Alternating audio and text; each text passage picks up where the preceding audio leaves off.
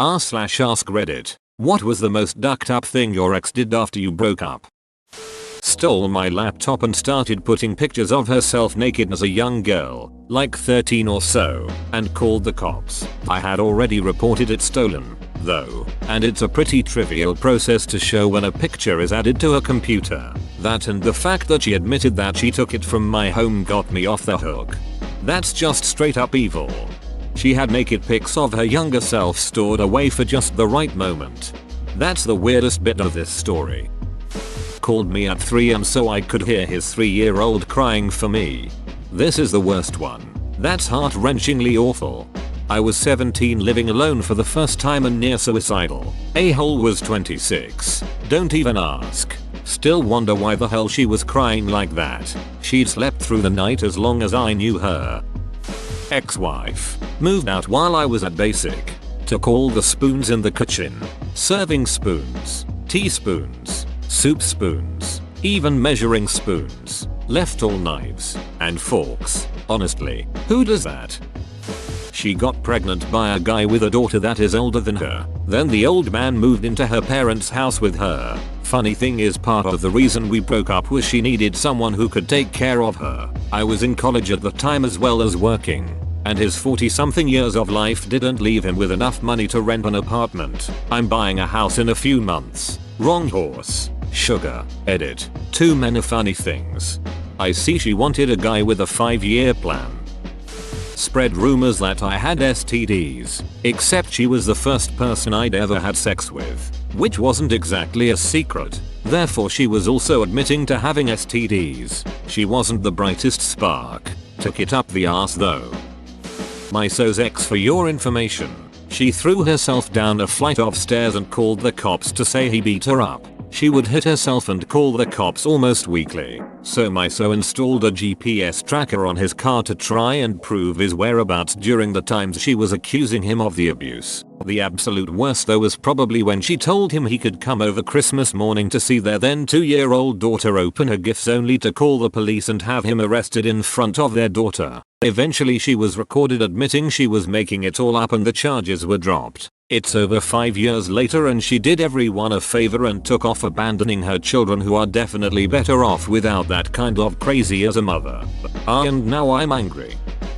My ex, when I was 20, went to my parents and told them everything we did in bed. My dad later pointed out we had some of the same tastes when it comes to sex. Then it just got awkward. I'm glad I have a chill family though. Oh god. Moved away with my sons and refuses to tell me where. Get cops involved. Without a court order the police can't do anything, and without an address I can't summon her to court. I've made some progress lately though, so not too much longer until I have her address, I hope. Since when do you need an address to report kidnapping? Or there are details you're leaving out? Perhaps you've already lost visitation rights? I once broke up with a girl over the phone. At that time she was in Mexico City working, and me in Michigan. She was living in Cali originally. She immediately caught the very next flight to MI and said, "You're not breaking up with me." At one point she hit me with a stick. We only had a few dates. 10 out of 10 for being hit with a stick.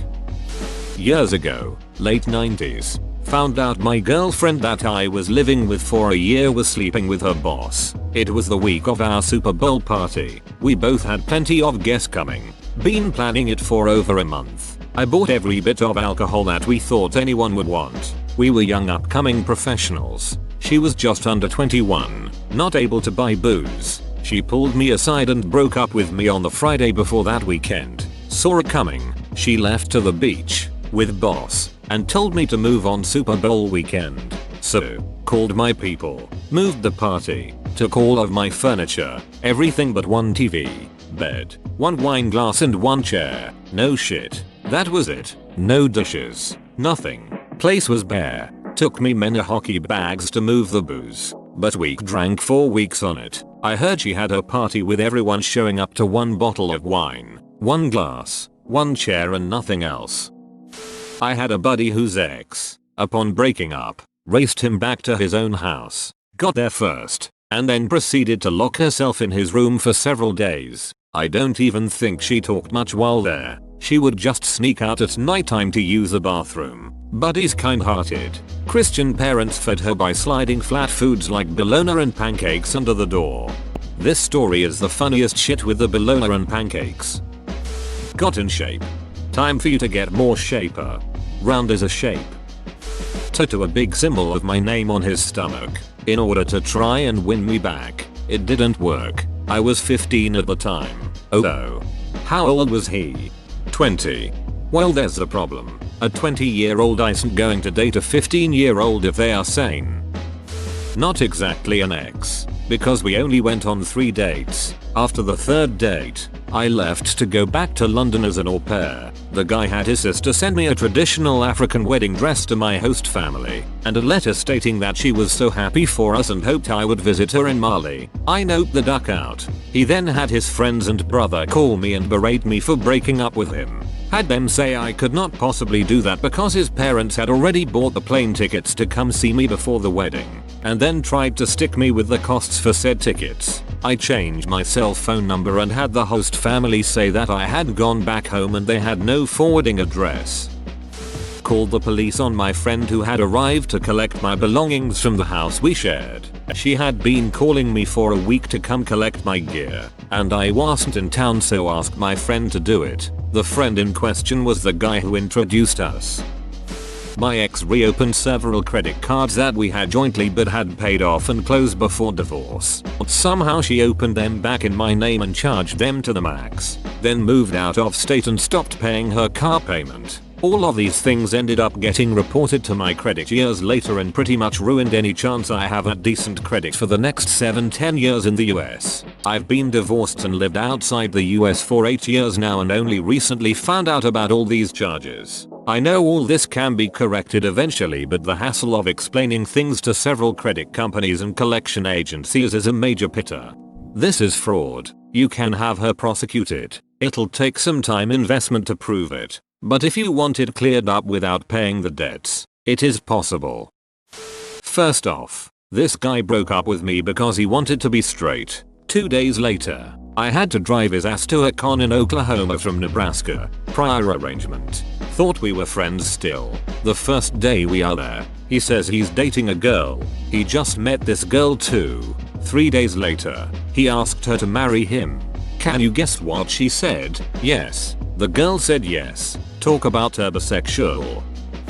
First he checked himself into the hospital because he was suicidal. Then he had his mother call me and leave me voicemails trying to get me to take him back. He went on all my social media accounts and liked all my pictures and posts from the past year, so I blocked him on everything. I ended up having to change my phone number because he constantly calls and texts me begging to take him back. Then when I don't reply, he insults me and threatens me. He sent me a box with $400 worth of gifts for my birthday. Yesterday he created a fake account on Pinterest and messaged me 25 times. He's insane.